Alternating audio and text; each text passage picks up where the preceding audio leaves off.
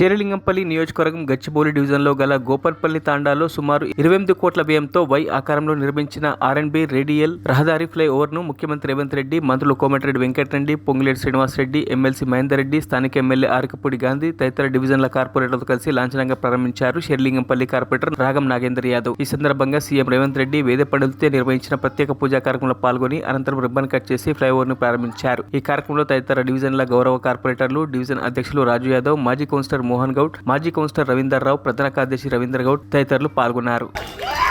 అదేవిధంగా తొందరలోనే regional ring road పనులను ఏర్పాటు చేసుకొని ఔటర్ రింగ్ రోడ్ నుంచి రీజనల్ రింగ్ రోడ్ వరకు అన్ని రేడియల్ రోడ్స్ ను అభివృద్ధి చేసి మన నగరాన్ని ఇంకా విస్తరించే విధంగా ఇవాళ హైదరాబాద్ ఔటర్ రింగ్ రోడ్ లోపల హైదరాబాద్ కోర్ అర్బన్ ఏరియా కింద ఇవాళ మనం అభివృద్ధి ప్రణాళికలు రచించినాం.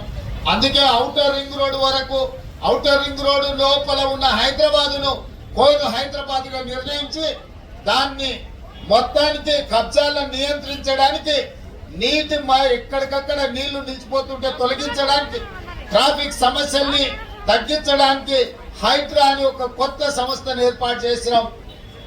ఔటర్ రింగ్ రోడ్ నుంచి రీజనల్ రింగ్ రోడ్ మధ్యలో సెమీ అర్బన్ అంటే పెరి అర్బన్ కింద ఇతర ప్రాంతాలను అభివృద్ధి చేసి ఫార్మా క్లస్టర్స్ ను, అదే విధంగా శాటిలైట్ టౌన్షిప్ లను అభివృద్ధి చేసి ఈ రోజు నగరాన్ని విస్తరించడానికి కావాల్సిన ప్రణాళికలు సిద్ధం చేస్తున్నాం. ముఖ్యమంత్రి గారు మొట్టమొదటిగా శేరిలింగంపల్లి కాన్స్టిట్యూన్సీలో ఫ్లైఓవర్ ఇనాగ్రేషన్ చాలా సంతోషంగా ఉంది. వారికి ప్రత్యేకంగా సభాముఖంగా శేరిలింగంపల్లి ప్రజానికం తరఫున ప్రత్యేకంగా అభినందనలు, శుభాకాంక్షలు, ధన్యవాదాలు. అలాగే ఈ కార్యక్రమంలో శ్రీనివాస్ రెడ్డి గారికి, రెవెన్యూ మంత్రివర్యులు శ్రీనివాస్ రెడ్డి గారికి, అలాగే గౌరవ పెద్దలు, మిత్రులు, మా శ్రేయవాసి మంత్రివర్యులు కోమటిరెడ్డి,